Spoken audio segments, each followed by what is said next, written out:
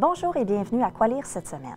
Aujourd'hui, j'aurais envie d'aborder avec vous un sujet marquant de l'actualité des dernières années, les différentes réalités vécues par les migrants. Récemment, des textes forts ont été publiés sur le sujet qui méritent, à mon avis, que l'on s'y attarde quelque peu. Comme j'aurais envie de tous vous les présenter, je me permettrai de vous entretenir de quelques titres aujourd'hui et poursuivrai sur le sujet lors d'une prochaine capsule. Alors commençons, si vous le voulez bien, avec un premier roman pour Stéphanie Coste. Il est intitulé Le Passeur et a été publié en 2021 aux éditions Gallimard.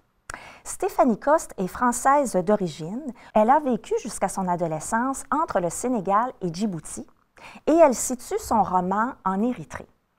Dans ce roman-ci, nous suivons le personnage de Seyoum, qui en est également le narrateur. Seyoum est un homme de 30 ans environ. C'est un homme brisé qui se suicide à petit feu à coups de drogue et d'alcool. Il fait commerce de l'espoir puisqu'il est passeur et l'un des plus importants de la côte libyenne par ailleurs. Les conditions périlleuses dans lesquelles les migrants sont confrontés lors des traversées sont atroces. Le succès, justement, de ces traversées-là n'est pas assuré d'avance, loin de là. Seyoum et ses hommes de main en sont parfaitement conscients, mais ils se disent que si ces pauvres gens sont prêts à y mettre le prix, eux vont leur donner le moyen par bateau de faire la traversée, mais que celle-ci aboutisse ou non, ce n'est pas leur problème. Alors justement, nous, lecteurs, lectrices, avons accès à l'organisation d'une de ces traversées qui ne se déroulera pas tout à fait comme à l'habitude. Premièrement, les conditions météorologiques sont menaçantes, mais pas que. C'est qu'à l'intérieur de Seyoum s'élève une tempête qui risque de faire des ravages encore plus efficacement que ne le ferait le vent et les vagues. Grâce à un habile retour en arrière, nous en apprenons sur la jeunesse du personnage et ce qui l'a amené à perdre son humanité au passage. Très bon roman. Comme deuxième suggestion, je vous propose La fatigue du matériau, signé du romancier tchèque Marek Sindelka. Il a été publié en 2021 aux éditions Sirte. Nous avons, avec La fatigue du matériau, un roman d'aventure où nous suivons deux jeunes protagonistes. Ils sont frères. L'un se nomme Amir et l'autre n'est pas nommé, mais l'on sait qu'il a entre 13 et 14 ans. Donc, de jeunes protagonistes. On sait peu de choses sur eux, si ce n'est qu'ils sont orphelins et qu'ils cherchent à quitter clandestinement leur pays d'origine, qui n'est pas nommé, et tentent de se diriger vers une terre d'accueil, quelque part en Europe, et elle n'est pas située non plus. Ils seront séparés, ces deux frères-là. En fait, ils sont en attente, au début du roman, dans un camp de réfugiés, et ils seront séparés. Alors, nous suivons en parallèle les deux parcours des protagonistes. L'un devra trouver sa route dans une forêt enneigée. Il est seul, il a froid, il a faim, vous vous en doutez bien. L'autre, quant à lui, est aux prises avec la cruauté des passeurs et l'hostilité des locaux qui voient d'un fort mauvais œil l'arrivée de migrants chez eux. Leur but, se retrouver dans le nord de leur pays d'accueil, tel que décidé au départ.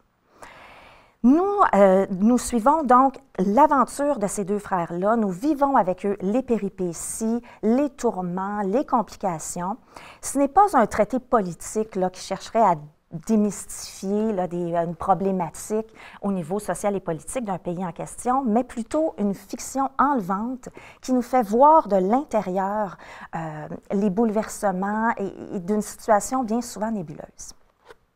Comme troisième suggestion, je vous propose cette fois le roman de l'autrice franco-vietnamienne Anna Moy. Il s'intitule « 12 palais de mémoire » et a été publié celui-là en 2020 aux éditions Gallimard. Ici, nous avons le récit d'une traversée en mer d'un père et de sa fille, une charmante petite polissonne de 6 ans à peine. Alors, la narration de ce roman-là est divisée entre les deux personnages, le père et la fillette.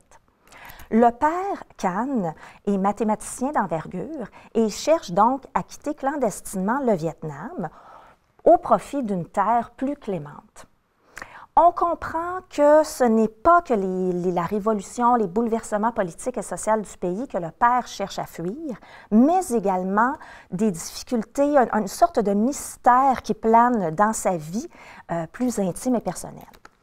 Il se donne pour mission, par ailleurs, de revenir sur les événements les plus marquants de son existence et de les classer entre l'un ou l'autre des 12 palais de mémoire, comprenant entre autres celui des finances, celui de la carrière, celui de la famille, de l'amour, de l'amitié, etc.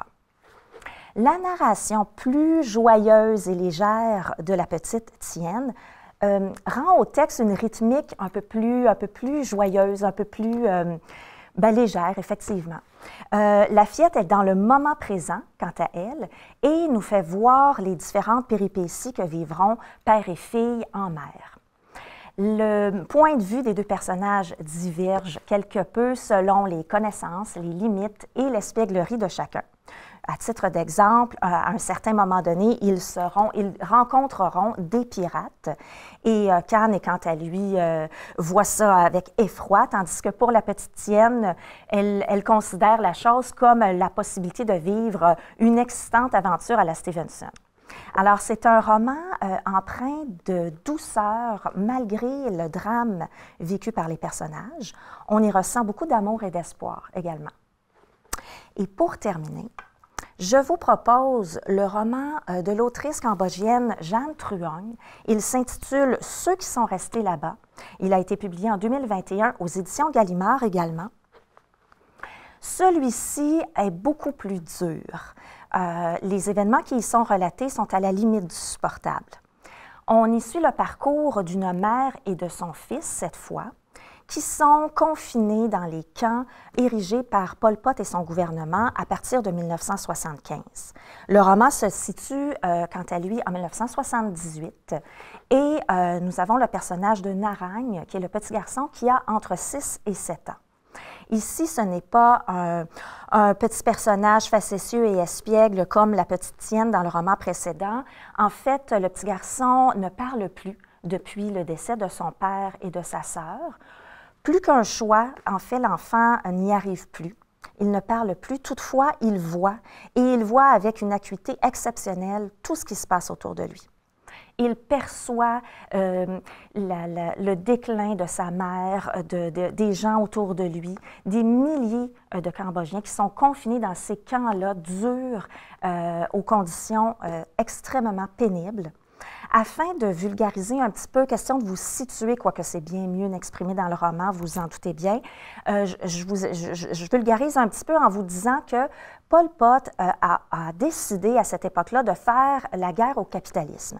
Alors, afin de mener combat contre la bourgeoisie et le luxe, il va confiner son peuple à des conditions précaires et cruelles, afin de rendre son peuple plus pur, au nom du communisme, si vous voulez. Alors, des milliers de Cambodgiens vont tenter de fuir le pays afin de gagner la Thaïlande.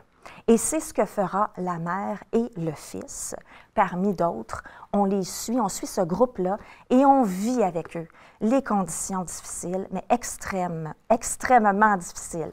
Alors, vous avez la forêt truffée de mines, vous avez la soif, la chaleur, la faim, vous avez l'inquiétude, la peur. Il ne faut surtout pas rencontrer les soldats khmers. C'est lourd, c'est difficile, mais c'est magnifiquement écrit. Jeanne Truong nous offre un roman puissant. On vit de l'intérieur les émotions des personnages. Il y a de magnifiques personnages, je pense à Narang, entre autres, mais également personnages du chasseur et de la tante. Comme beaucoup, ceux-ci s'imaginent que lorsqu'ils regagneront la Thaïlande, leurs soucis, tous leurs tourments prendront fin.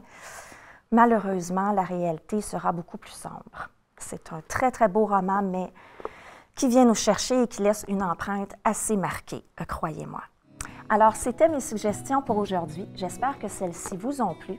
Je vous donne rendez-vous lors de la prochaine capsule où nous poursuivons notre exploration sur le sujet donc de la migration et des migrants avec des ouvrages, vous verrez, tout aussi variés et bien construits que ceux-ci. C'est un rendez-vous. À très bientôt.